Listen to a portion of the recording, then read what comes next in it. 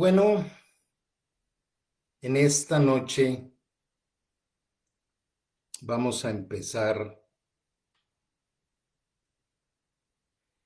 un saludo especial para todos aquellos que nos acompañan cada jueves con estos temas tan especiales.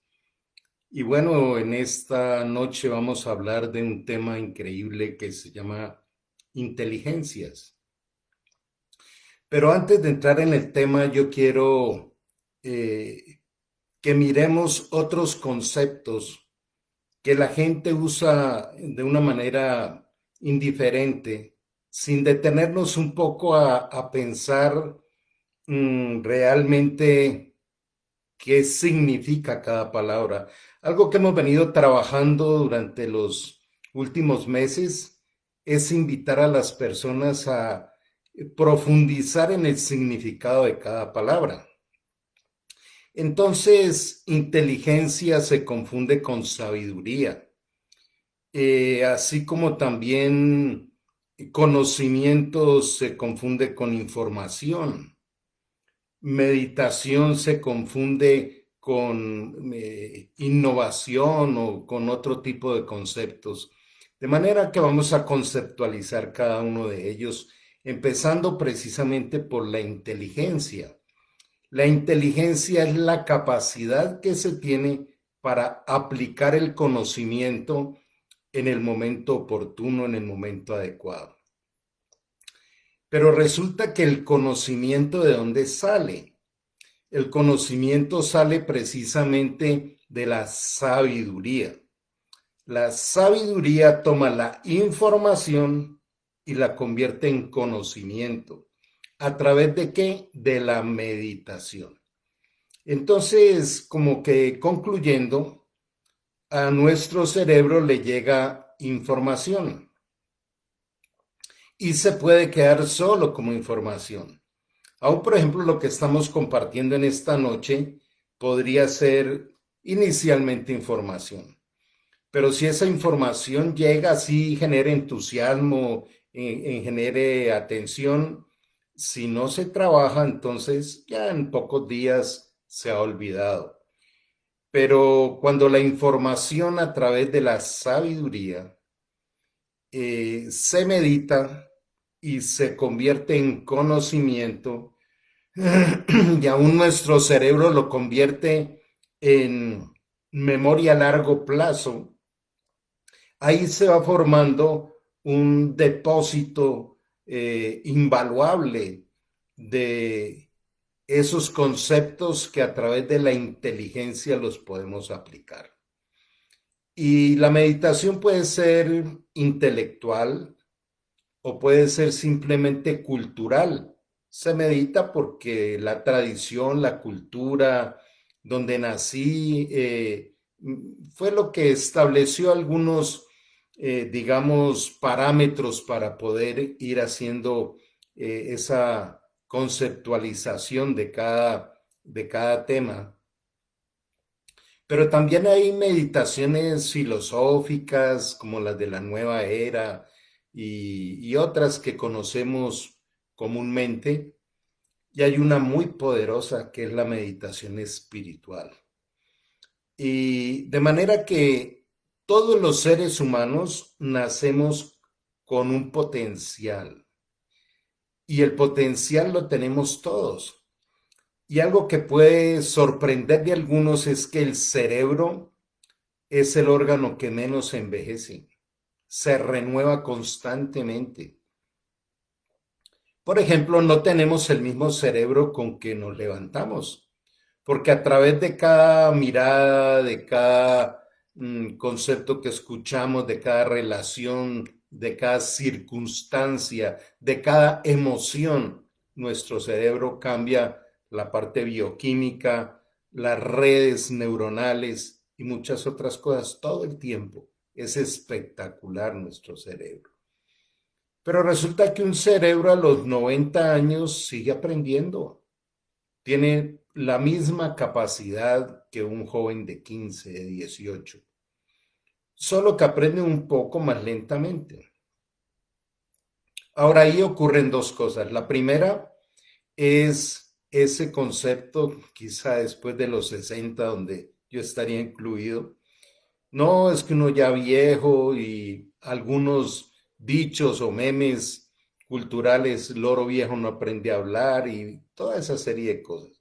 Yo ya tan viejo que voy a estudiar.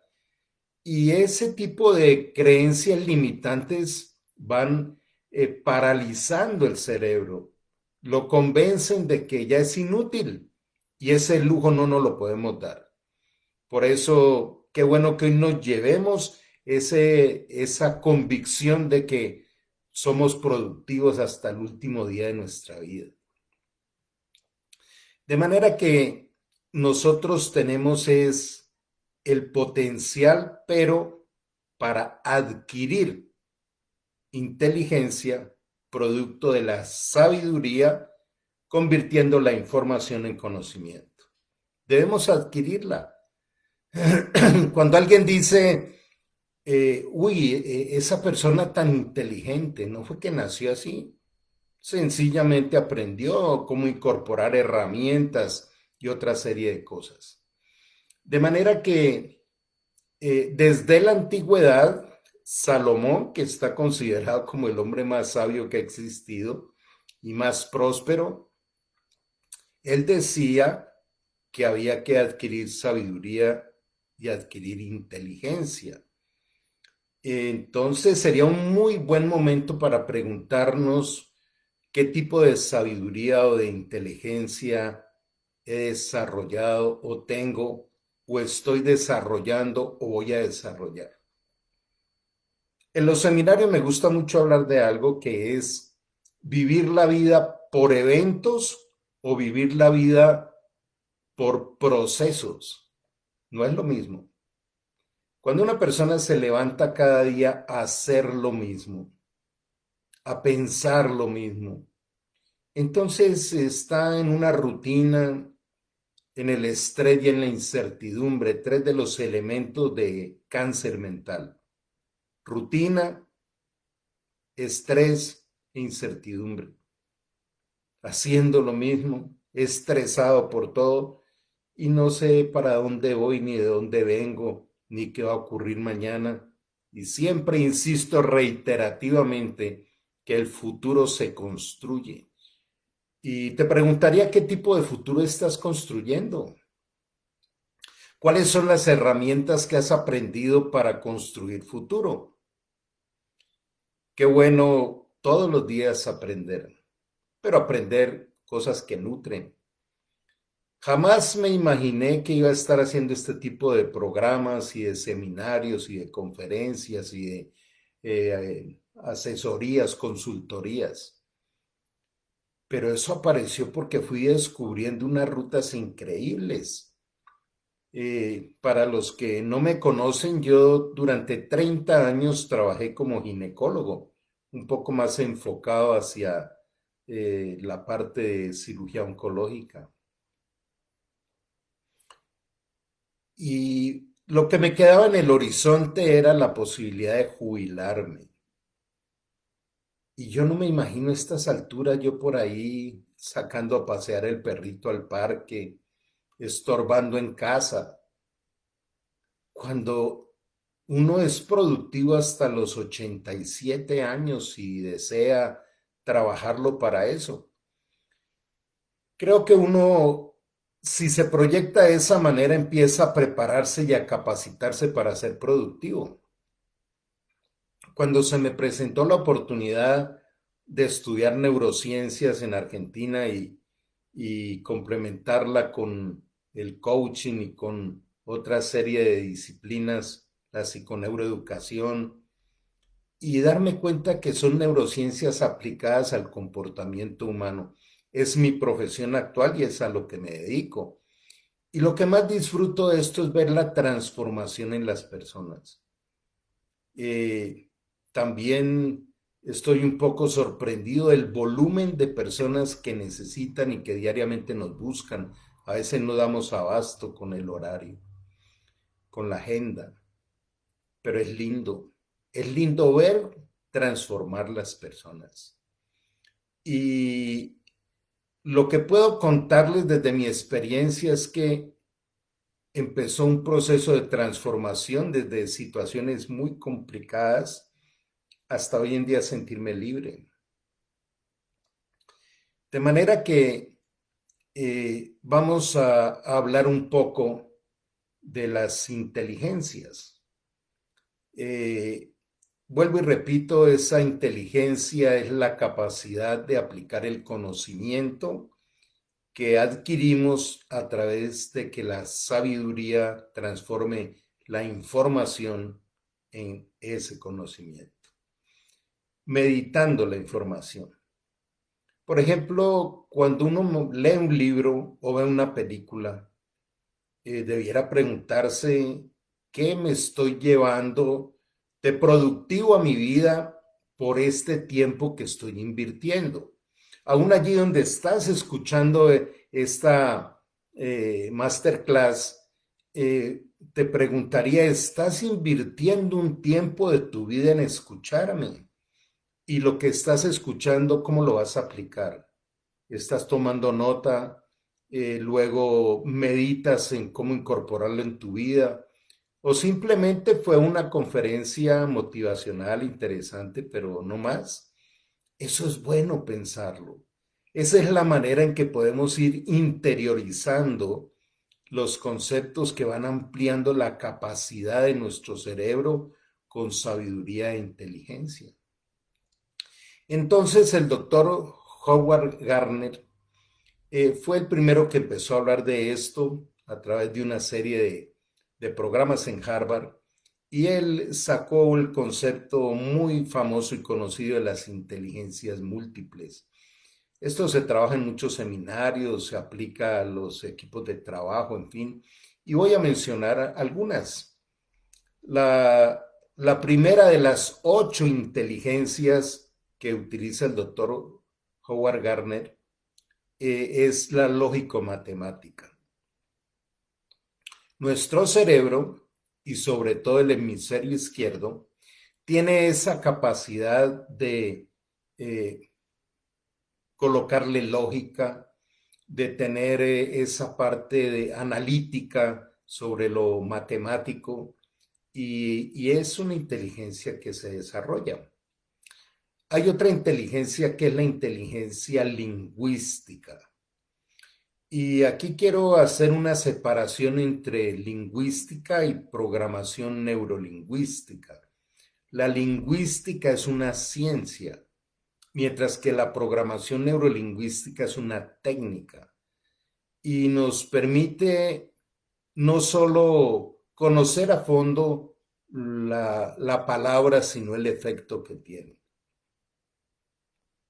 El doctor Rafael Echeverría es un coach ontológico chileno muy conocido, y él habla de que el lenguaje es generativo.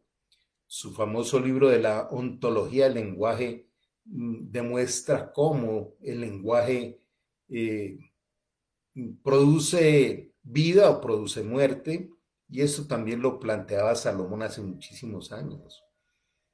Cuando una persona es insultada, su cerebro está produciendo unos cambios bioquímicos nocivos. Cuando uno insulta a alguien, le está dañando bioquímicamente el cerebro. Y esto es en serio. La lingüística es muy importante en nuestra vida. Hay otra que es la inteligencia espacial. Entonces es la inteligencia que nos permite ubicarnos en ese contexto kinésico, por decirlo de alguna manera. Está la inteligencia musical.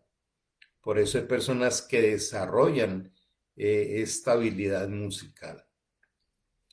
Está también la inteligencia kinésico-corporal. O sea, es poder reconocer el lenguaje de nuestro cuerpo. Nuestro cuerpo habla. Y aquí quiero detenerme un poco. Y quiero detenerme porque ha habido un cambio muy grande en la medicina, aquella que yo estudié, a la que hoy en día se está desarrollando, y que me ha apasionado empezar a conocer esta nueva medicina que se llama la medicina funcional, porque pone a funcionar los órganos que están enfermos. Hace poco hablando con una colega, me enseñaba que cuando la presión arterial está alta, no es por la arteriosclerosis que aprendimos los médicos de antes, sino por una inflamación de las arterias. Y cuando esa inflamación se logra resolver, va desapareciendo la hipertensión. Yo me sorprendía, son conceptos muy nuevos. Recordemos que la ciencia no para de descubrir. Entonces, esto de reconocer cómo habla nuestro cuerpo es muy importante. A nosotros quizás nos tocó la época de los el antiasmático, el antigastrítico, el antihipertensivo, el antibiótico, el anti. O sea, cuando el cuerpo habla, hay que taparle la boca con el analgésico. Hay que ir a explorar es eso. Por ejemplo, cada dolor es una forma en que el cuerpo se expresa y algo que voy a hablar ahora, porque el cuerpo también tiene inteligencia. Entonces, algo que se llama interocepción es la capacidad que tenemos de reconocer esos signos o síntomas que nuestro cuerpo nos presenta. Está la inteligencia intrapersonal. Y yo quiero detenerme en algo que me apasiona. Tal vez me han escuchado en otros programas decir que el ser humano es el único ser vivo que tiene la capacidad de pensar en lo que piensa. ¿Cómo estamos entrenando esto? Hace rato vengo hablando de ello, pero es que la inteligencia intrapersonal es esa capacidad de relacionarnos con nosotros mismos. ¿Y qué tal si nosotros hoy le diéramos una mirada a cómo nos calificamos? ¿Cómo nosotros podemos calificar la relación que tenemos con nosotros mismos?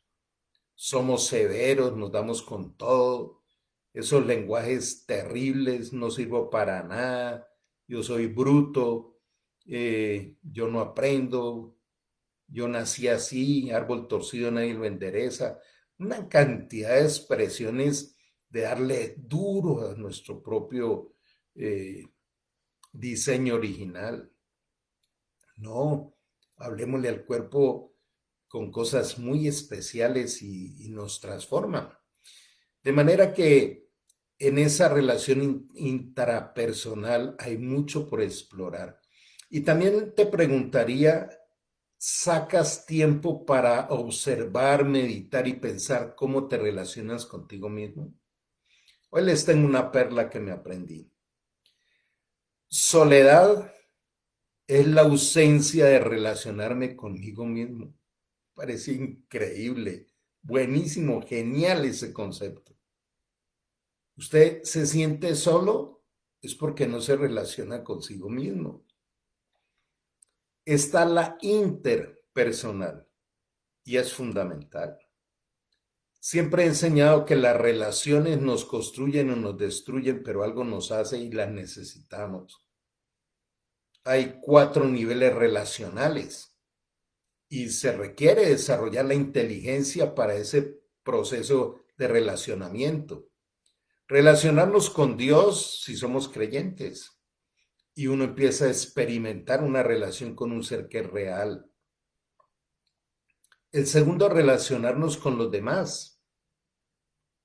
El tercero, relacionarme conmigo mismo, como lo decíamos en el punto anterior. Y el cuarto es el relacionamiento con el ambiente, con el medio externo, que es lo que nos lleva a la última de las inteligencias que plantea el doctor Garner, que es la inteligencia naturalista, o sea, la interpretación del medio externo. Si nosotros dejáramos esta conferencia aquí, ¿qué nos llevamos? Ya hay 8, pero no son las únicas. Hay muchas otras formas de poder nosotros desarrollar inteligencia. Hay un concepto que hace rato he querido desarrollar y se llaman inteligencias transversales. ¿Por qué transversales? Porque influyen en todas las otras que hemos hablado y dentro de ellas es la inteligencia espiritual. La espiritualidad se requiere para absolutamente todas nuestras actividades y tenemos que diferenciar lo que es espiritualidad de religión. Les he comentado también de aquellos descubrimientos del doctor Luskin en la Universidad de Stanford sobre el efecto del perdón en el comportamiento de las neuronas, tanto en que se reproducen y también cambian las redes de conexiones cuando una persona perdona. Pero también el amor es una necesidad biológica. En una sala cuna de Inglaterra,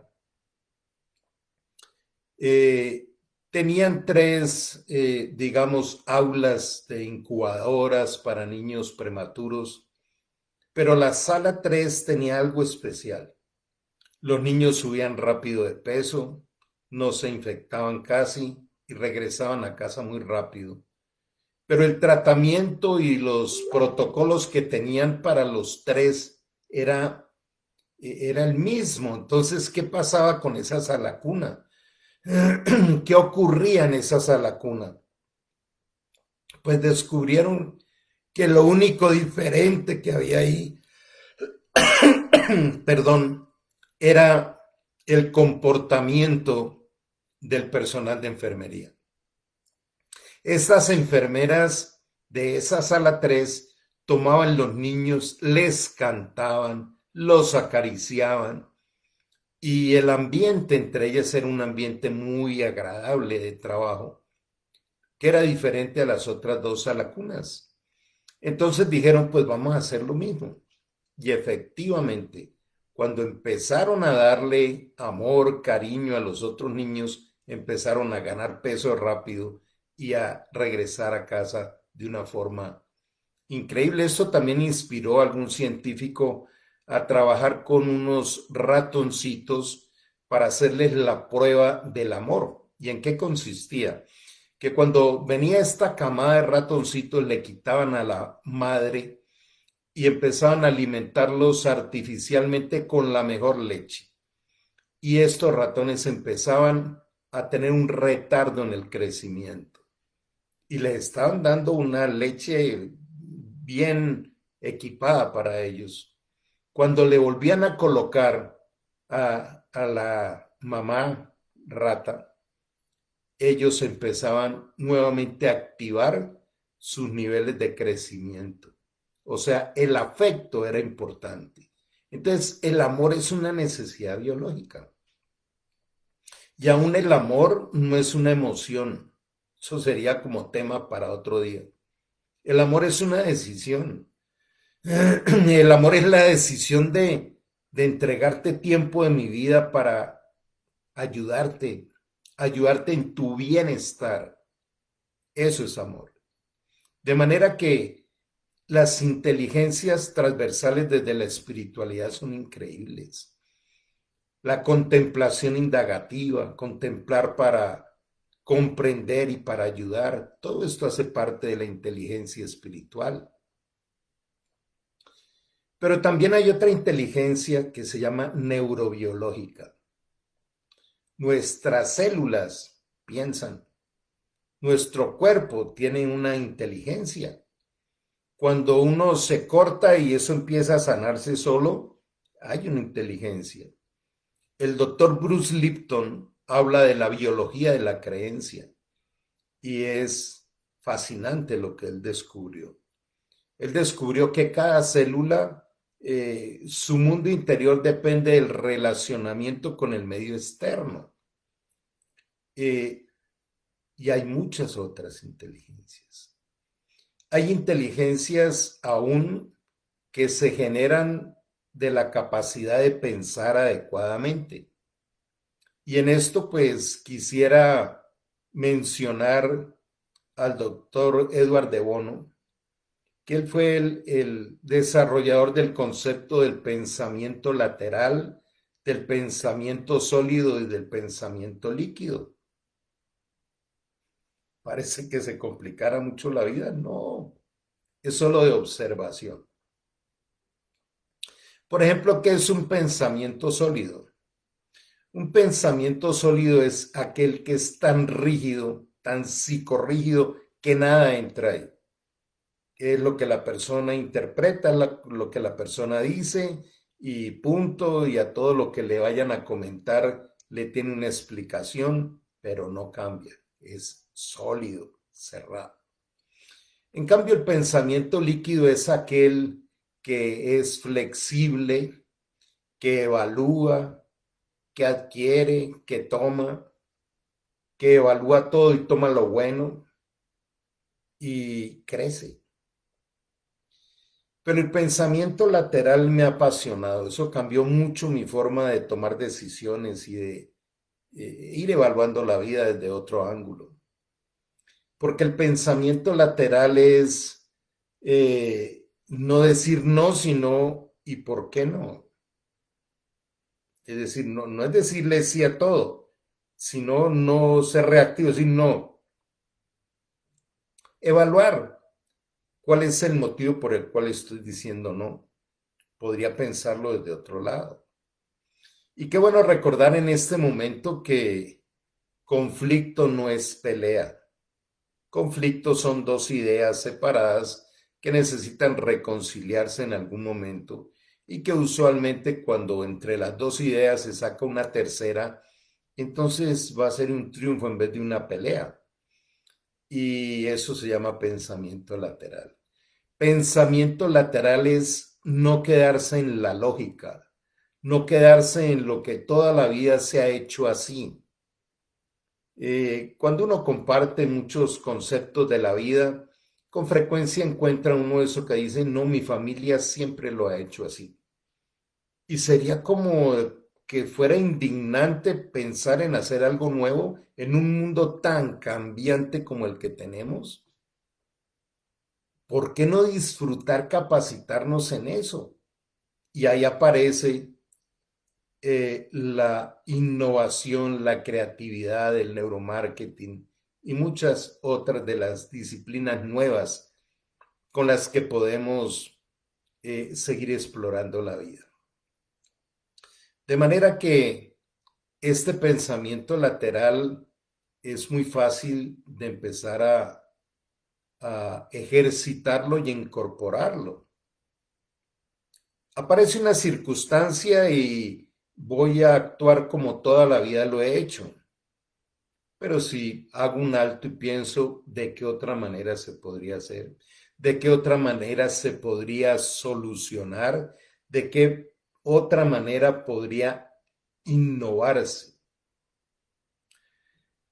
Está esa famosa frase de Abraham Lincoln, perdón, de Albert Einstein que dice, nunca haciendo lo mismo esperes nada diferente. Entonces, ¿cuáles son aquellas cosas que siempre hacemos lo mismo y a veces negativas? ¿Por qué no empezar a practicar el pensamiento lateral de una vez, desde allí? ¿De qué otra forma podría hacerlo? Escuchar, pedir opiniones.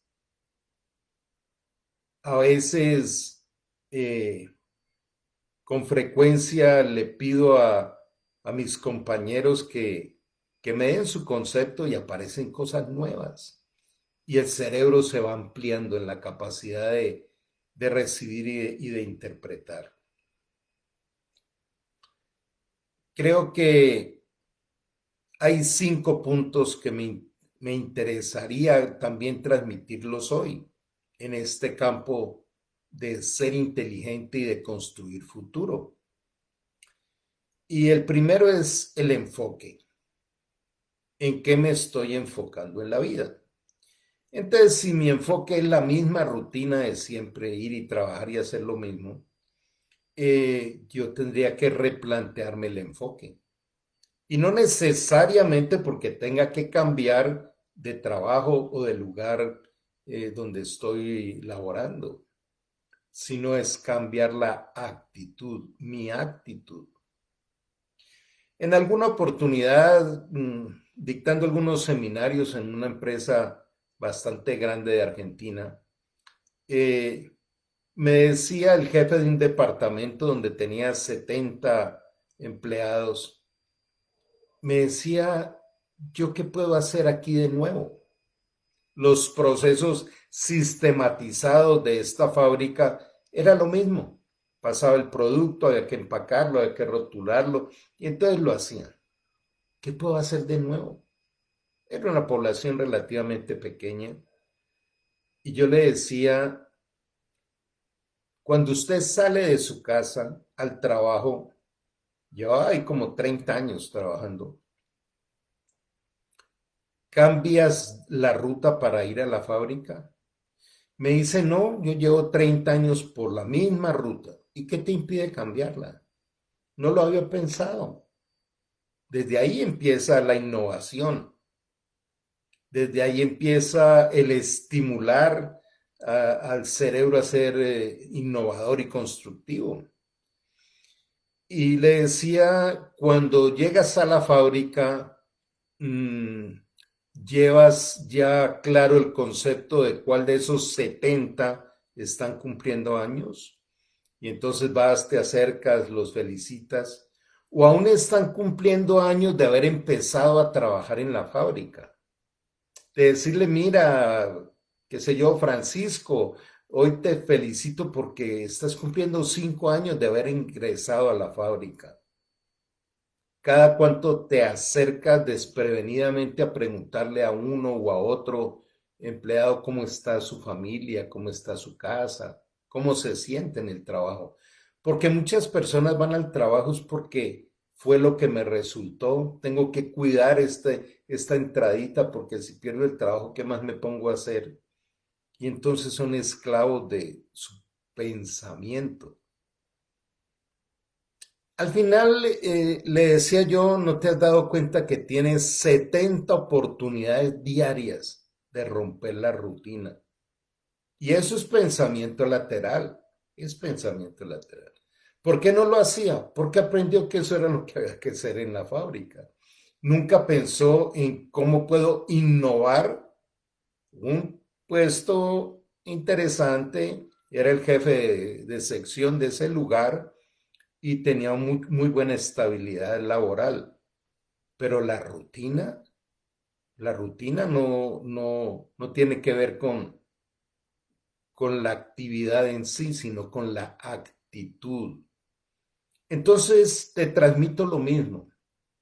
¿Qué cosas haces diariamente hace mucho tiempo y no lo haces de otra manera? Y aun cuando alguien te sugiere cambiar algo, no, yo ya lo sé hacer así. Qué bueno cambiar eso. La vida es linda cuando aprendemos a adquirir sabiduría y a adquirir inteligencia. Vengo motivando mucho a mis queridos compañeros de estos programas a que se animen a realizar un seminario que comienza el 16 de septiembre, que se llama Misión Carácter. Y el carácter es el sistema de gobierno con que una persona se maneja. Vamos a tener una cantidad de herramientas espectaculares para transformar la personalidad. Que la personalidad tiene dos componentes. Uno es el temperamento, que es genético, nacemos con él, pero el carácter sí es formado. Entonces vamos a hablar de todo esto y espero que muchos se nos unan en este viaje del 16 de septiembre al 16 de diciembre, todos los miércoles de 6:30 a 9 de la noche, hora Colombia. Ya tenemos un grupo interesante de Bolivia, de Venezuela, de Estados Unidos y obviamente de Colombia. De manera que no te quedes por fuera, te esperamos. Ha sido un placer compartir este tema con ustedes. Mi nombre es Carlos Ávila y soy especialista en neurociencias aplicadas al comportamiento. Que lo disfruten. Nos vemos la próxima semana.